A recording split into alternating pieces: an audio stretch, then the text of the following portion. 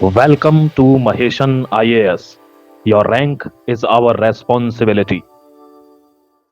Hello, Jai Hind, Vande Mataram. Welcome to Maheshan IAS digital platform.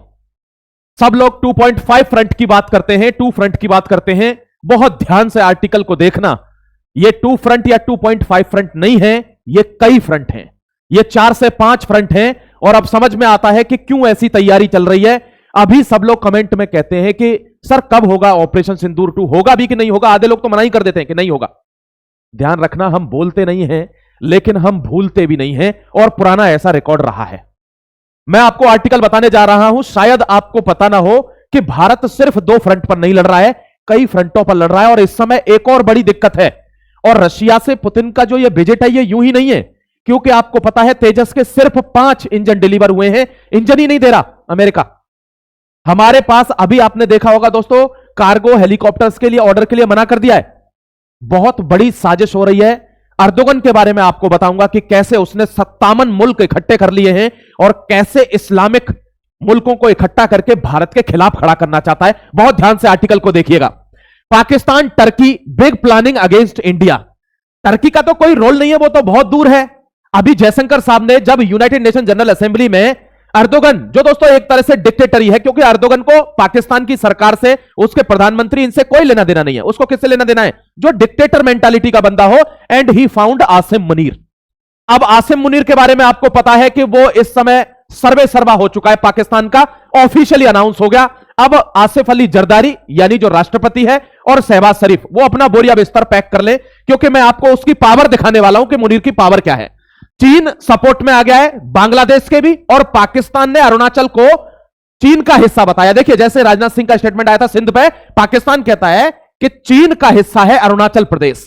अब आप समझिए, एस्केलेशन इतना बड़ा होने वाला है। आपको मायने समझने चाहिए कि पुतिन क्यों आया है इस टाइम पर।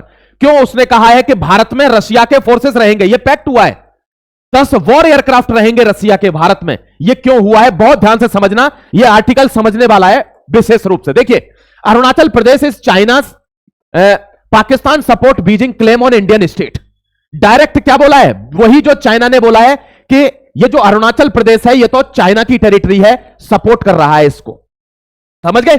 एक फ्रंट पूरा। क्यों? क्योंकि चाइना ने, अभी आपको देखा होगा, लंदन में, यूके में 14 साल से रह रही उस भारतीय स्टूडेंट को, जो कि जापान जा रही थी बीजिंग के थ्रू होकर, उसको रोका गया था और उसको कहा गया 18 घंटे के टॉर्चर पर कि तुम चाइना का पासपोर्ट अप्लाई करो, बिकॉज अरुणाचल की हो और अरुणाचल चाइना का हिस्सा है। भारत ने उसका जवाब दिया है, लेकिन अभी सिर्फ मौखिक जवाब दिया है। वारी फिजिकल जवाब की भी आने वाली है, ध्यान रखिएगा। देखिए, out of nowhere Pakistan comments on Arunachal Pradesh, declare support of China on territorial matters. China को सपोर्ट कर रहा है पाकिस्तान, वो भी टेरिटोरियल मैटर पर। देखिए क्या, ये पता है किस लिए?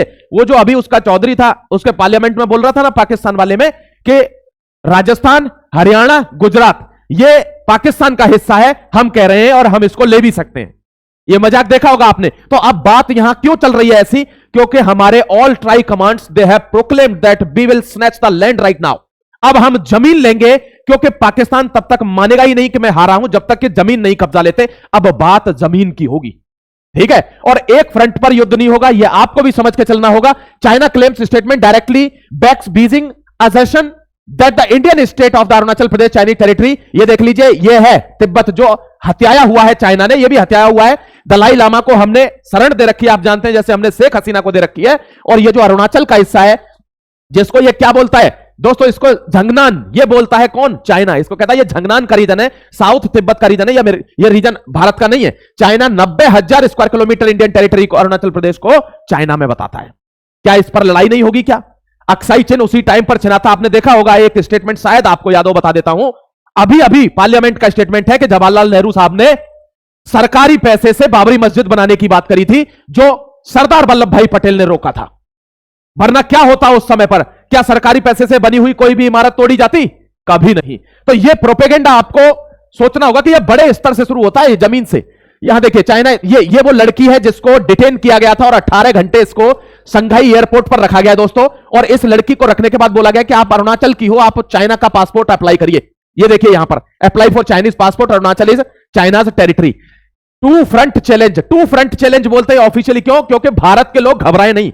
लेकिन एक बात मैं क्लियर कर देना चाहता हूं भारतवासी होने के नाते, कि भारत के लोग घबराते नहीं है, चाहे परिस्थिति जो होगी वही खड़े रहेंगे और फुल सपोर्ट में खड़े रहेंगे भारत के में, चाहे कभी ट्रेनिंग ना हुई होगी, लोग बॉर्डर पर पहुंच जाएंगे। ये भारत का सेंसेशन है, ये भारत का इमोशन बोलता है मेरे दोस्त। ये देखिए टू फ्रंट वॉर क्या है, ये कह रहा है कि अरुणाचल चाइना का है, ये भी कह रहा है अरुणाचल चाइना का है। इसने पीओके ले रखा है और इसने दोस्तों क्या ले रखा है, इसने अक्साई चिन ले रखा है। समझ गए? अब नजर किस पे? अरुणाचल पे। क्यों? क्योंकि अरुणाचल पे उल्टा दबाव भारत पर बना दूंगा तो अक्साई चिन की तो बात ही नहीं होगी, जबकि पार्लियामेंट में गृह मंत्री कह चुके हैं कि अक्साई चिन और पाकिस्तान ऑक्यूपाइड कश्मीर भारत का अभिन्न हिस्सा है और इसको हम लेकर रहेंगे। इस बात से यह परेशानी है दोनों फ्रंट पे। दोनों फ्रंट के साथ एक तीसरा आदमी और आता है दोस्तों, और उसका नाम है अर्दोगन। उसको मैं डिक्टेटर कहूंगा। कहां का? टर्की का। आप देखिए टर्की हमसे कितनी दूर है, कोई मतलब, लेकिन भारत के अपने घर में इतने जयचंद बैठे हैं दोस्तों। 4,000 करोड़ का टूरिज्म देकर आए हैं पिछले साल ही। किसको? टर्की को।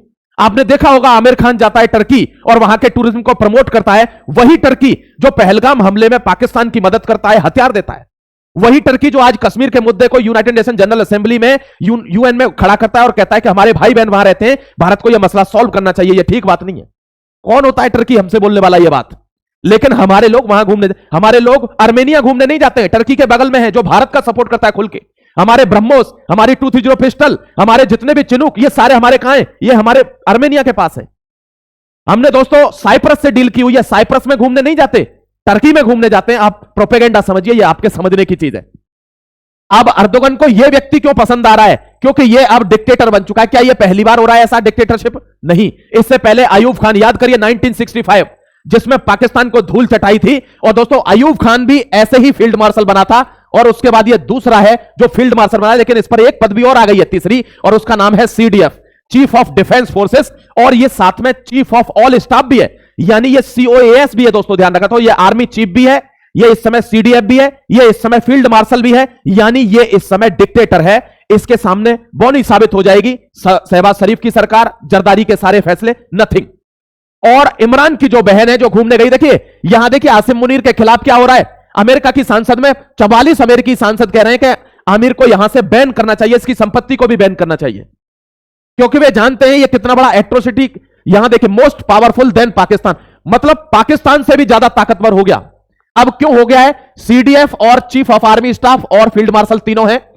Safe the decision, security, internal stability, foreign policy, तीनों डिसीजन ये लेगा, कोई इंटरफेयर नहीं कर सकता।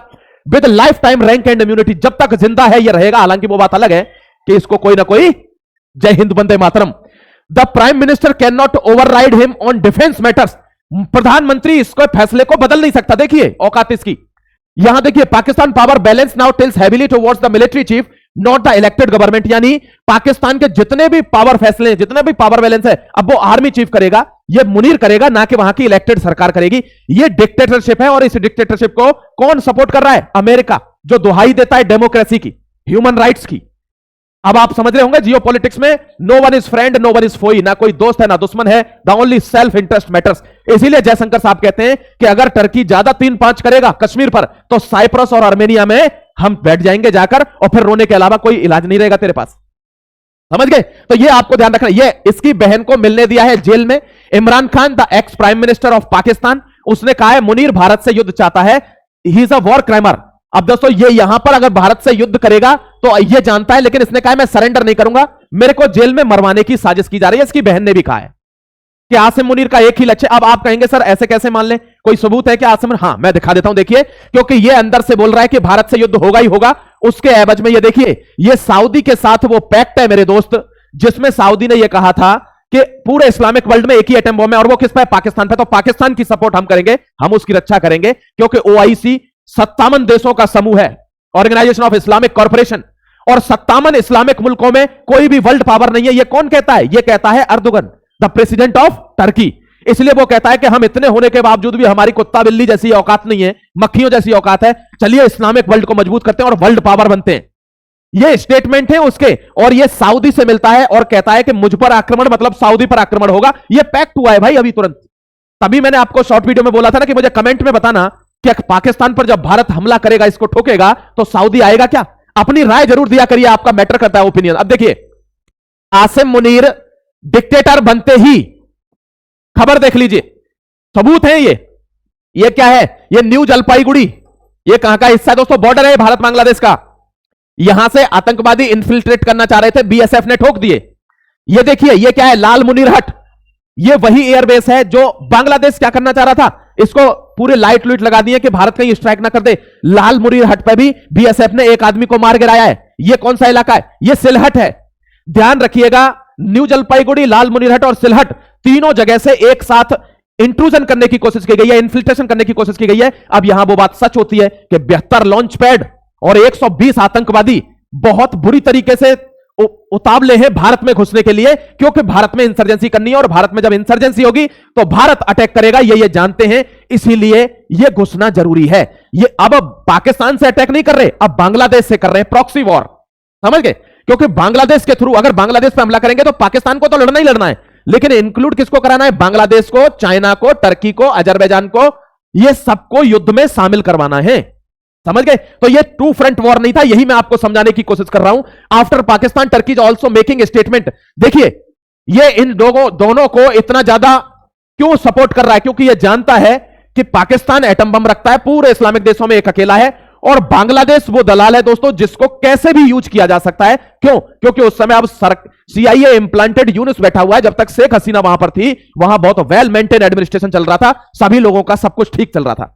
अब वो वहां से भगा दी गई है, ये आदमी इनके इशारों पर नाच रहा है। क्यों? क्योंकि इसको सपना दिखाया गया है कि आप जीवन में अमर हो जाओगे, इतिहास में ग्रेटर बांग्ला बनवा दीजिए, पूरा नॉर्थ ईस्ट 7 सिस्टर्स कटवा के दोस्तों, अरुणाचल, मेघालय, नागालैंड, मिजोरम, त्रिपुरा, आसाम, ये सबको कटवा के ग्रेटर बांग्ला बनवा दीजिए। आपको पूरा विश्व इतिहास में याद रखेगा कि ये ग्रेटर बांग्ला के संस्थापक हैं। ख्याल अच्छा देख रहा है ये, और इसको सपोर्ट करने के लिए ये लोग आए हुए हैं। इसीलिए देखिए, कश्मीर पर फिर बोला है कौन, यही Turkey zaps India over Kashmir, Erdogan bets on Pakistan, Bangladesh Diyanet to lead the Islamic world. Pakistan से कह रहा है कि आपके पास एटम बम है, मैं पूरे इस्लामिक वर्ल्ड को लीड करूंगा, दियानत बनाया हुआ है, आप करिए ना, हम इतने लोग हैं, क्या करेंगे हम, समझ गए? यहां देखिए दोस्तों, will continue to support Pakistan for good times और बैड टाइम्स, ताल ठोक दी है कि चाहे खराब समय हो, अच्छा समय हो, मैं पाकिस्तान के साथ ही रहूंगा। ये वही एर्दोगन है जिसके यहां से भारत के गद्दार लोग जा रहे हैं, वहां टूरिज्म दे रहे हैं, अपना पैसा वहां जाकर फेंक रहे हैं।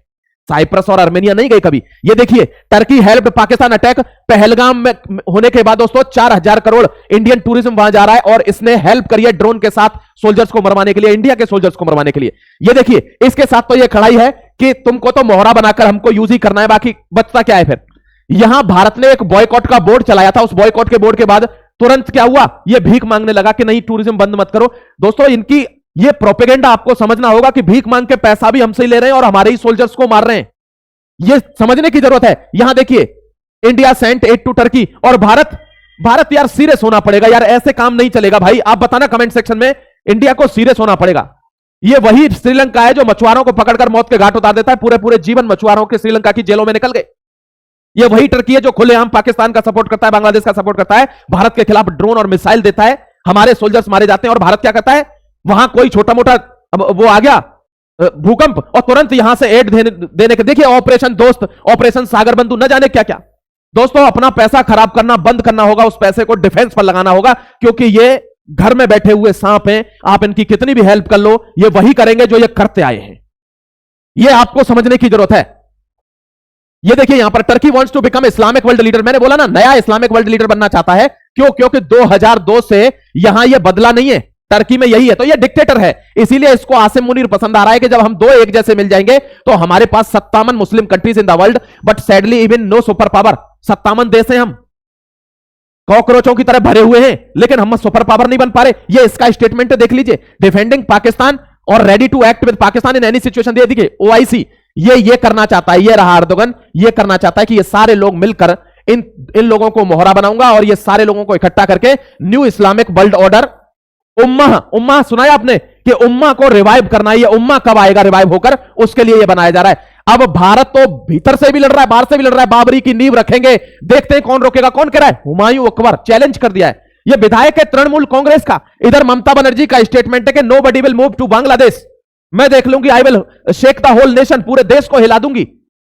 सुप्रीम कोर्ट ने क्या कहा? देखिए, अभी रिसेंट का एक रिपोर्ट, अभी आज सुबह की रिपोर्ट है, आपको बता रहा हूं, BSF को जमीन देने से मना कर दिया है। किसने? ममता बनर्जी की सरकार ने, कि BSF को जमीन नहीं दी जाएगी। तो सुप्रीम कोर्ट ने इंटरवीन किया है कि या तो इसका कारण बताओ, वरना अब कार्रवाई के लिए तैयार रहो, क्योंकि अब यह पहला वाला सुप्रीम कोर्ट नहीं है। सूर्यकांत जी कुर्सी पर बैठे हैं, जिन्होंने रोहिंग्या के लिए कह दिया कि तुम्हारे लिए लाल कारपेट नहीं बिठाऊंगा।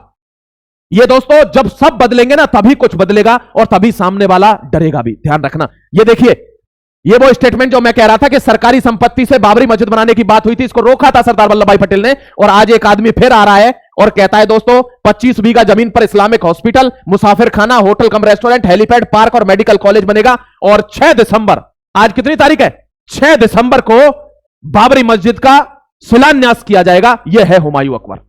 आज देख लेते हैं बंगाल से क्या न्यूज आती है, फिर आपके सामने आऊंगा लेटेस्ट अपडेट लेकर। तब तक अपना ख्याल रखिए, खुश रहिए। जय हिंद, वंदे मातरम। मिलता हूं फिर से एक अपडेट के साथ।